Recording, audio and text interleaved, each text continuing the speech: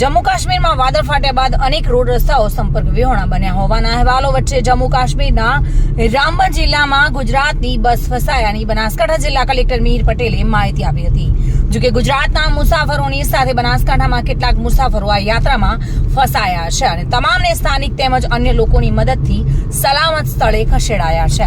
આ વિશે માહિતી આપતા જિલ્લા કલેક્ટર મિહિર પટેલે કહ્યું હતું કે મુસાફરો શ્રીનગરથી પરત ફરી રહ્યા હતા અને ખરાબ હવામાનને કારણે બસ ફસાઈ ગઈ છે।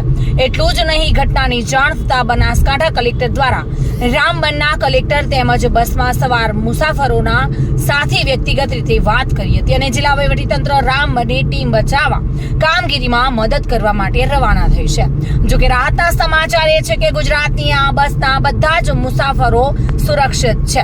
જોકે ખરાબ હવામાનને કારણે બસ ફસાઈ ગઈ છે તેવા ઇનપુટ મળતા બસમાં સવાર લોકોની સુરક્ષા માટે પ્રથમ અગ્રતા કર્મ અપાઈ રહ્યો છે તેવું મિહિર પટેલે જણાવ્યું હતું।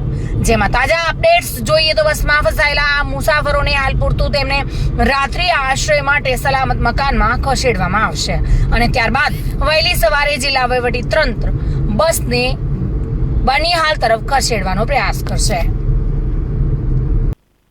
મારું નામ કેતન વણસોલા છે। અમે 12 તારીખે રાત્રે નીકળ્યા હતા જમ્મુ કાશ્મીરની યાત્રા માટે અને અમે શ્રીનગરથી રિટર્ન આવતા હતા 19 તારીખે।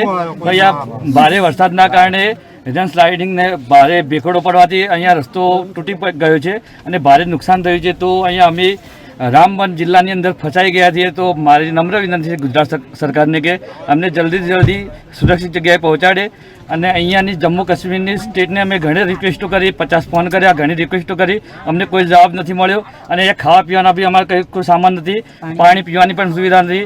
અમારી સાથે નાના બાળકો છે। અમે 50 જણની ફેમિલી સાથે છીએ। 30 જણ ગાંધીનગરના છીએ અને 20 જણ પાલનપુરના છીએ। અમે ટોટલ 50 જણ છીએ। અમારી પાસે કોઈ પણ પ્રકારની સુવિધા નથી। અહીંયા ભારે નુકસાન થાય એવી સુવિધા છે। અમારે કોઈ જાન અમારા જોખમમાં છીએ। તો પછી અમને જલ્દી ગુજરાત સરકારને નમ્ર વિનંતી છે અમને જલ્દીથી અહીંયા સુરક્ષિત જગ્યાએ પહોંચાડે। આ બધા અમારા પેસેન્જર છે। આ પૂરેપૂરી રીતે હેરાન થાય। માજી આપને શું તકલીફ પડી? બહુ તકલીફ પડી। આ દિવસ વરસાદ પડ્યો, જમવાનું નહીં, કઈ પાણીની વ્યવસ્થા નહીં, કશું જ વ્યવસ્થા નહીં। ભડાકા વરસાદ ચાલુ હવે ઇનથી વધારવું જોવા આ છોકરો પાણીમાં બિસ્કિટ પલાડીને કોઈ ઇનથી વધારવું જોવા ખાવાનું એવું હોય નહીં ખાવાના મોકલતા નહીં કે ખાવાનું કોઈ બીમાર થઈ ગયા છોકરાઓ વરસાદ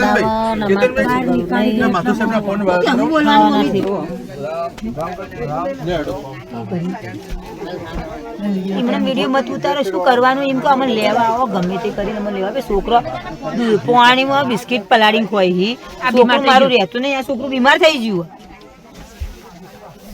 તારે હવે વિડીયો કોને મોકલવાની?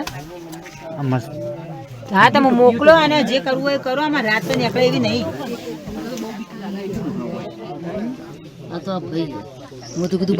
एरिया बहुत डेंजर एरिया है।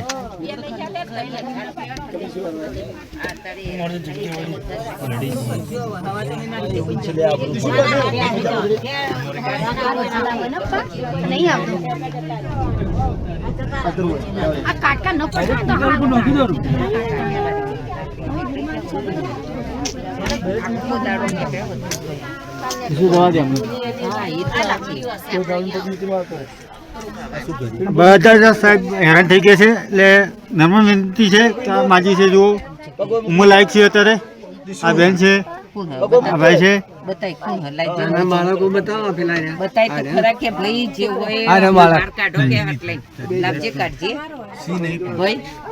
બહાર કાઢવાનું કરો જે હોય આ અહીંયા